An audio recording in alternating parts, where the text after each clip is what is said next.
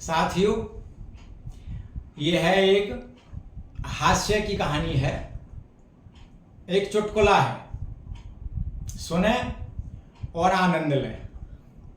एक बार एक पति पत्नी थे, उनके दो बच्चे थे, रिंकू और रिंकी नाम के।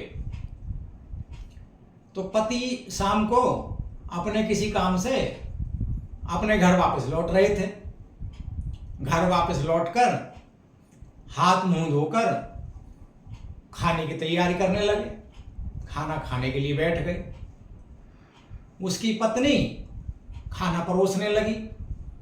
उनके वो दोनों बच्चे रिंकू और रिंकी वहीं पर खेल रहे थे।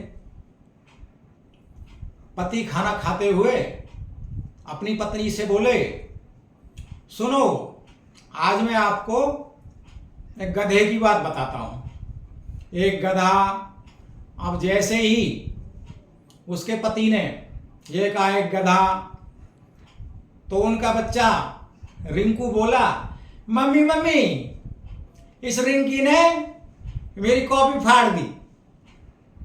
मम्मी बोली, चुप हो जा बेटा, कोई बात नहीं, मैं तुझे दूसरी कॉपी दे देती हूँ, दूसरी कॉपी दे दूंगी, चुप हो जा। अब पति फिर शुरू हुए, फिर बोले अपनी कहानी को बताने के लिए, एक गधा। अब जैसे दोबारा पति ने बोला एक गधा, अब उनकी बेटी रिंकी बोली, मम्मी मम्मी, इस रिंकू ने मेरी गुड़िया तोड़ दी। अब मम्मी गुस्से से बोली, तुझे दूसरी गुड़िया दे दूंगी, चुप हो जाओ, थोड़ी देर के लिए चुप हो जाओ, मुझे गधे की बात सुनने दो, मुझे गधे की बात सुनने दो।